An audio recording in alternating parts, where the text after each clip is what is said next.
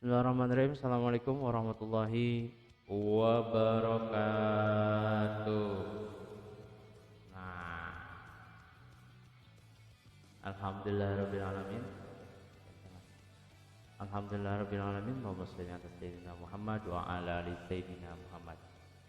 Oke, teman-teman, kelas 4 yang mudah-mudahan selalu dalam lindungan Allah Subhanahu wa taala, diberikan kesehatan jasmani dan rohaninya, untuk keluarganya semua diberikan rezeki yang berlimpah, yang mudah-mudahan semua dikaruniakan kesehatan, keberkahan, keselamatan dunia dan akhirat. Amin amin ya robbal alamin. Sebelum kita mulai, kita awali pembelajaran kita dengan sama-sama membaca basmalah. Bismillahirrahmanirrahim. Rabbi zidni ilman warzuqni fahman. Amin amin ya robbal alamin. Oke, oke, pas ya.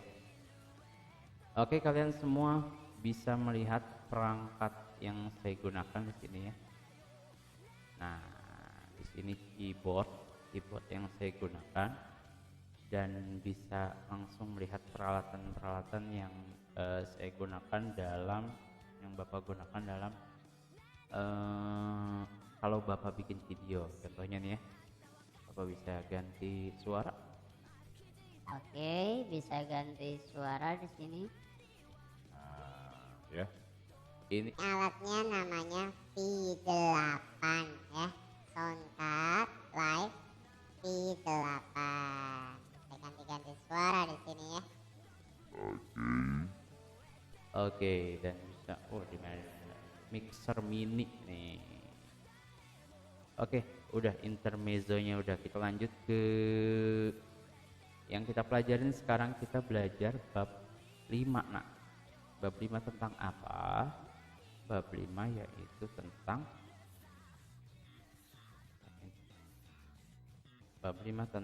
keyboard kalau nggak salah. Oh iya, mengetik dokumen dengan alat input keyboard. Oke. Keyboard adalah alat input dan merupakan salah satu perangkat keras yang memiliki macam-macam tombol yang memiliki fungsi yang berbeda. Oke. Tergantung pada penekanannya dapat menghasilkan proses sesuai dengan kemampuan kita atau sesuai dengan kemauan kita. Keyboard disebut sebagai juga papan ketik.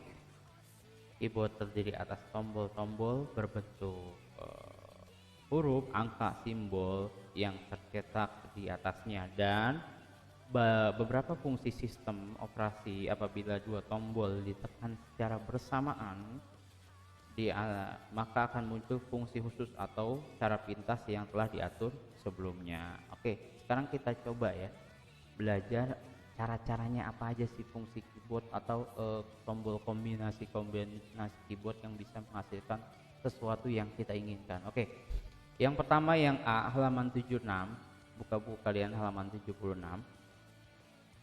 Penggunaan tombol shift. Oke, penggunaan tombol shift. Pada dasarnya tombol shift mempunyai fungsi untuk membuat huruf menjadi kapital selama shiftnya ditekan. Contoh ya, kita buka Word di sini. Oke, besar. Ketika kita mengetik, nah, ketika kita pencet tombol shift, maka tombolnya bakalan jadi besar. Contoh ya, tapi ketika shiftnya dilepas, tombolnya jadi lebih kecil ya. Nah, itu contoh. Ada contoh tombol lain untuk yang dihasilkan dari shift adalah tombol shift plus delete. Nah, tombol shift plus delete menghapus file folder yang dipilih secara permanen. Contoh ya, contoh aja nih. Ini bakal kosong, selebihnya dikosongkan dulu. Oke. Nah, ini kan ada resiko lebihnya, ada isinya. Lihat di sini, kita mau ngapus ini contohnya. Kalau kita hapus delete saja, maka di recycle bin atau di tempat sampah, dia masih ada nak, bisa kita kembalikan, bisa kita restore, balik lagi dia ke tempat awal. Nah, kalau kita misalnya pencet ke tombol, enggak tombol delete tapi shift sama delete atau menghapus, ada tulisan di sini, are you sure, apakah kamu yakin untuk menghapus secara permanen dua item ini? Oke, kita pencet yes.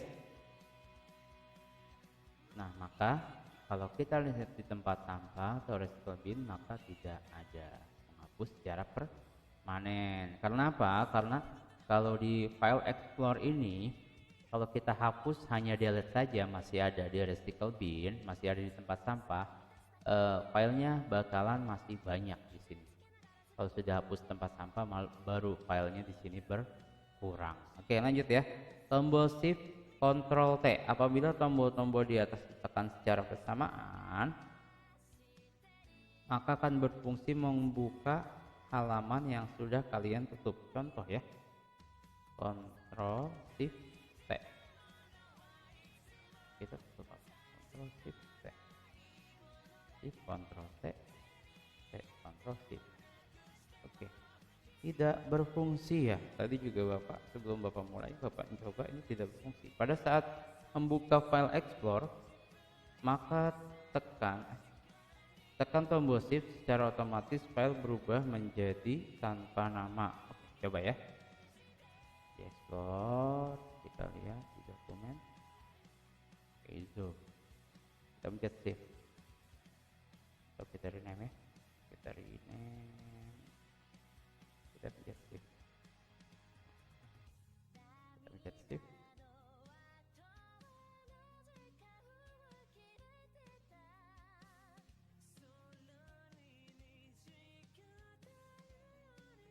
Enggak ada perubahan. Oke, berarti tidak berhasil ya. Terdengar bunyi juga, terdengar bunyi tit, maka tekanlah tombol shift untuk menampilkan menu sticky key. Coba.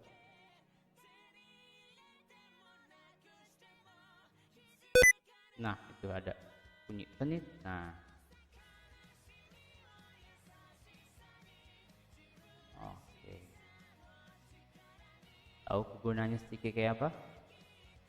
Ya, iya. Sticky key berguna untuk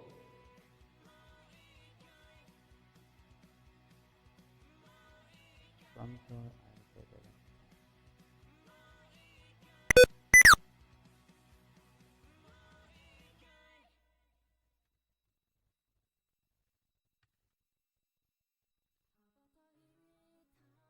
Oke, kita matiin aja. Always scan this section. Tahu nak kegunaannya apa sticky key nak? Iya, begitu. Gunanya sticky key adalah untuk bertanya. Kok kenapa Pak untuk bertanya? Nah, kalian pada nanya kan? Nah, itu gunanya sticky key. Oke.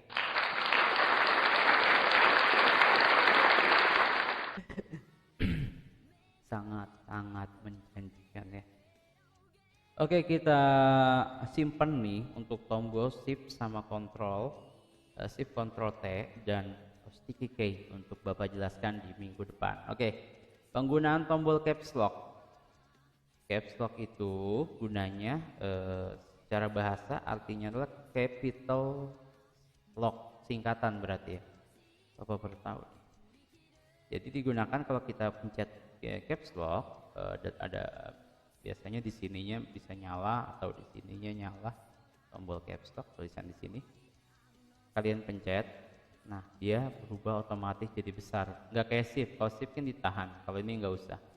Jadi bisa langsung besar. Oke.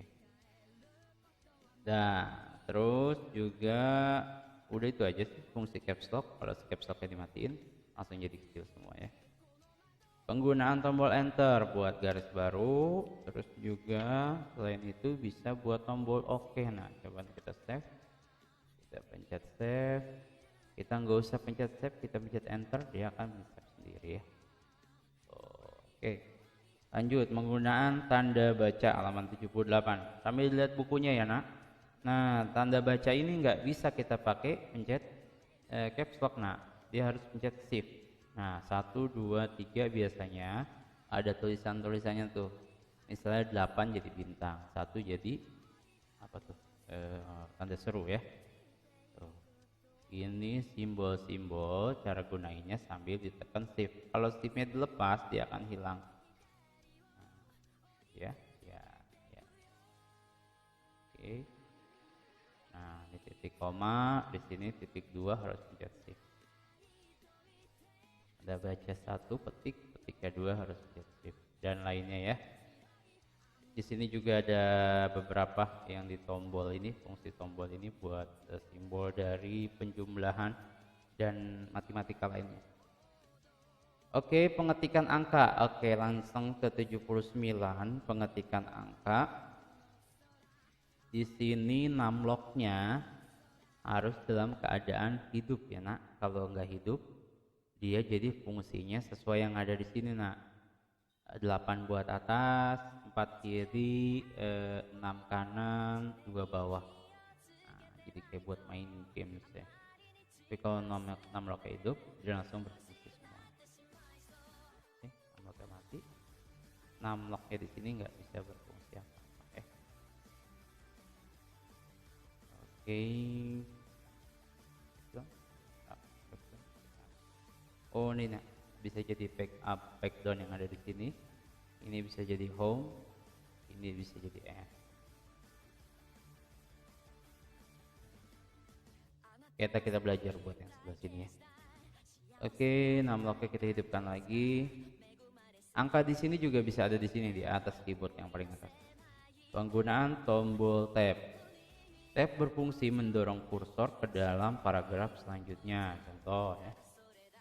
Kita pencet tab, maka dia kursornya akan pindah ke sini. Biasanya kalau kita bikin paragraf nih, atau kita bikin misalnya nama, pencet tab, nah, tuh, kelas, pencet tab, ya.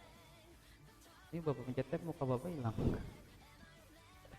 Oke lanjut, penggunaan tab itu juga disingkat sebagai apa nih bawah? Istilah tab bisa dikatakan sebagai spasi, 5 kali spasi ya. Spasi itu yang ini nak, 1, 2, 3, 4, 5. Katanya 5 kali spasi, padahal satu tab ini segini ya panjangnya, bukan 5 kali spasi, itu banyak itu. Oke lanjut lagi, ada masih banyak fungsi tombol keyboard yang perlu kamu ketahui, diantaranya tombol khusus pada keyboard. Mari kita ikuti penjelasan. Oke. Ada fungsi key shortcut-nya di sini. Contohnya di sini untuk menutup aplikasi atau dokumen yang sedang kamu kerjakan. Contohnya ALT F4. Coba nih kita dokumen lagi terbuka ya. Kita pencet ALT F4. Oh, maka sama kayak close gitu ya. Kita save langsung keluar.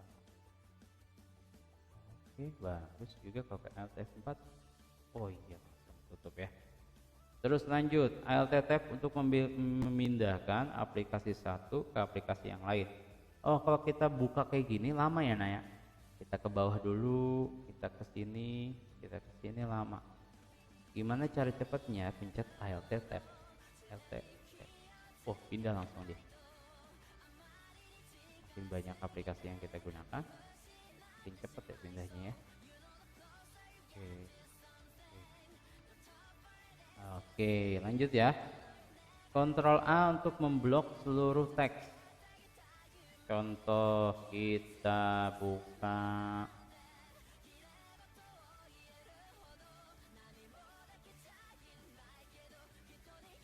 ajaran dasar keyboard.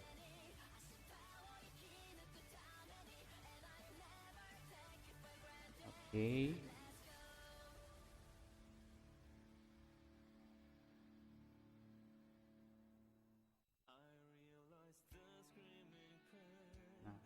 Keyboardnya salah ya, keyboardnya beda, keyboard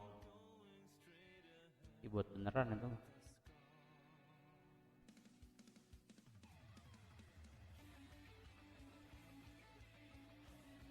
Oke, nah di sini kalau kita pencet Ctrl A, maka yang terblok adalah seluruhnya langsung. Kalau kita blok begini kan lama, blok kayak gini lama. Terus juga bisa juga kalian pencet shift kanan untuk memblok. Kalau pencet kontrol sama shift itu bisa bloknya bisa lebih banyak langsung. Atau kontrol shift N. Nah, langsung yang terakhir. Oke. Sip, terus lanjut. Tombol Alt Tab keyboard berfungsi berpindah aplikasi, betul udah tadi. Tombol Ctrl C untuk mengcopy. Nah, dari page ini misalnya kita copy ya, langsung Ctrl C. Kalian udah pernah belajar nih waktu di kelas 4 kelas 3 kayaknya. Nah, bisa Ctrl V untuk paste-nya. Oke. Terus tombol F1 untuk menampilkan informasi help.